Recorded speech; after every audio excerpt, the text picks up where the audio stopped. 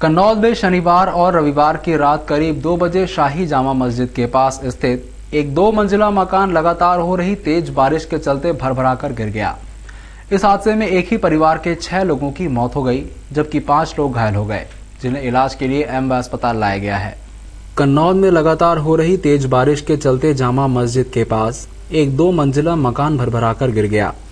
घटना के समय मकान में 11 लोग सोए हुए थे। रात 2 बजे के आसपास तेज आवाज आई तो लोग घर से बाहर आए तो देखा कि 2 मंजिला मकान मलबे का ढेर बन गया। तुरंत राहत और बचाव कार्य प्रारंभ कर पुलिस को सूचना दी गई। मलबे में से आसिफ पिता मुबारक, आफरीन, फरीन, सलमा पति भरू खां और उनको बाहर निकाला गया और सिविल अस्पताल पहुंचाया गया। सभी एक ही परिवार के थे। सभी को डॉक्टरों ने मृत घोषित कर दिया। घायल बाबू खां, मुबारक, बूरतना और रुकैया बी को इंदौर के एमबी अस्पताल भेजा गया, जहां इलाज के दौरान रुकैया की मौत हो गई। इंदौर आए परिजनों ने बताया कि भैया वो मकान गिर गया और आपकी भांजी के जो है वो 3 बच्चे और उनके सास ससुर, ये दोनों झपके मतलब ये घायल 6 जने और बाकी उनका इंतकाल हो गया। छोरा छोरी का कितने लोग थे मकान? 2 ये गए, वो भी थी ना उनकी दादी का इंतकाल हुआ और 5 जने, 2 बहन थी और एक भाई था और फुप्पो थी एक। 6 का हुआ। पाल्दा स्थित एक आलू चिप्स की फैक्ट्री के पास बने पानी के गड्ढे में गिरने से 5 वर्षीय रमन नामक मासूम की मौत हो गई। वहीं उसकी बहन मोहिनी को लोगों ने सकुशल जीवित बाहर निकाल लिया। दोनों मासूम चिप्स की लालच में गड्ढे में गए थे। पुलिस के अनुसार रविवार को पाल्दा स्थित येलो डायमंड नामक आलू चिप्स के फैक्ट्री के पास बने गड्ढे में पानी भरा हुआ था। रमन 5 वर्ष और मोहिनी 8 वर्ष दोनों भाई बहन चिप्स की लालच में गड्ढे में उतरे। रमन गड्ढे में डूब गया, लेकिन मोहिनी को वहां के लोगों ने जीवित बाहर निकाल लिया। रमन के शव को पीएम के लिए एमबी अस्पताल लाया गया। रहवासी राजेंद्र का कहना था, निकाल कर खुद ही निकली हो क्या, तो बाहर आई हो जैसे तैसे, तो कोई चौकीदार वहाँ से लेके आया हो, तुम बच्ची को नहीं संभालते, तो मैंने पहचानी ही नहीं उसको, चद्दर में लिपट रखी थी उन्हें। तो फिर उसने घर में आके बोला कि ना रमन भी डूब गया उसमें।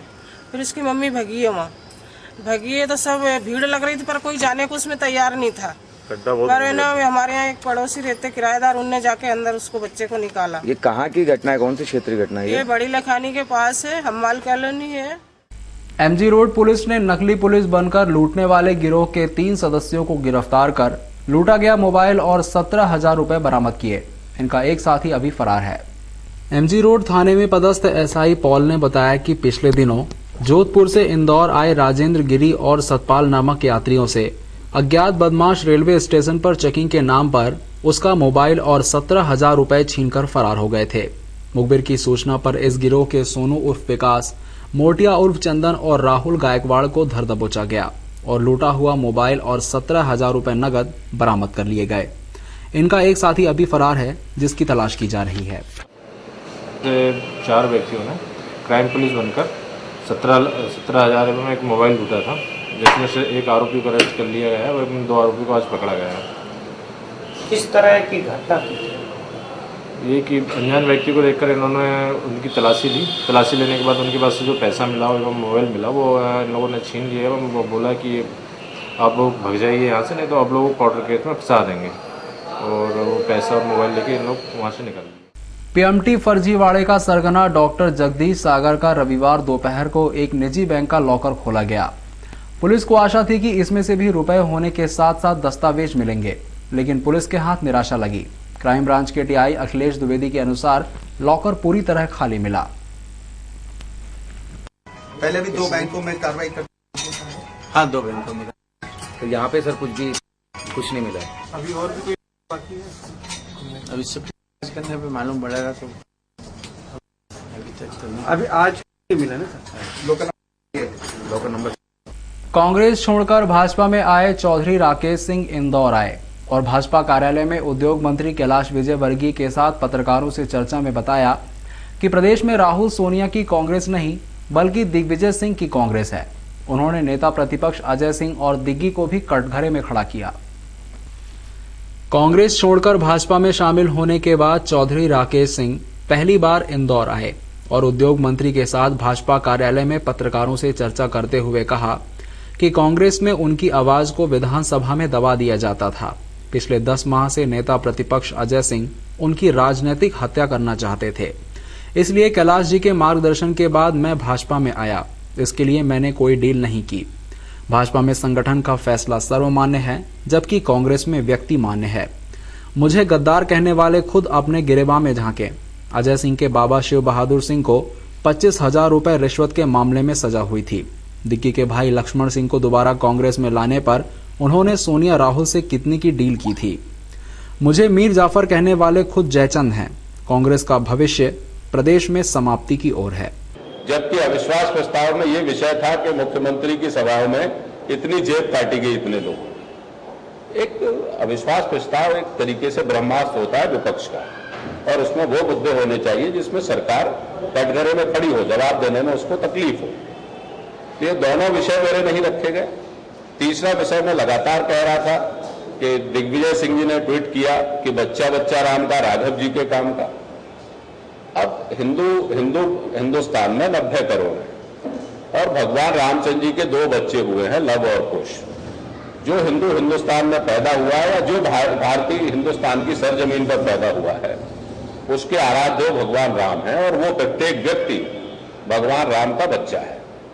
क्या दिग्विजय सिंह की नजर में भगवान राम का, हिंदुओं का वो बच्चे, प्रत्येक बच्चे उस अनैतिक कृत्य के लिए है जिसमें राघव जी के ऊपर केस लगा था?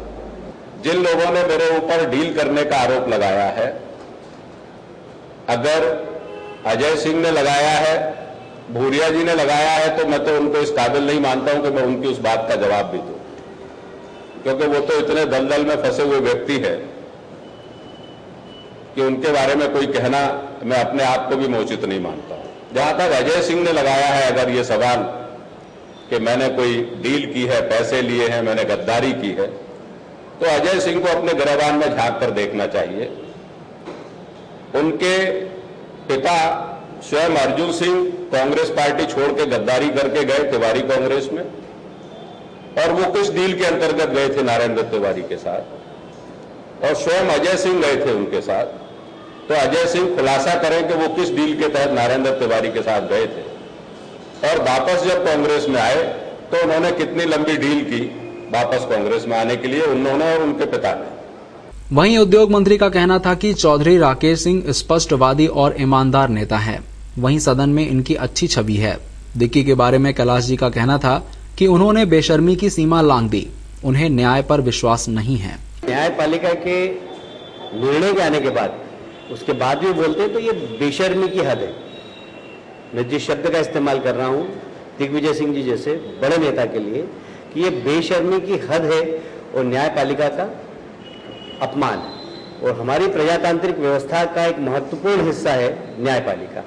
यदि आपको न्यायपालिका पर विश्वास नहीं तो आज भी आपके अंदर सामंती प्रवृत्ति है, जिसके कारण आप प्रजातंत्र के तीसरे स्तंभ का सम्मान नहीं कर रहे हैं। और इसलिए दिग्विजय सिंह जी के इस बयान की मैं घोर शब्दों में निंदा करता हूं, और ये पूरा उनका अप्रजातांत्रिक बयान है, ये सामंती प्रवृत्ति से उनकी दिखाई देती है।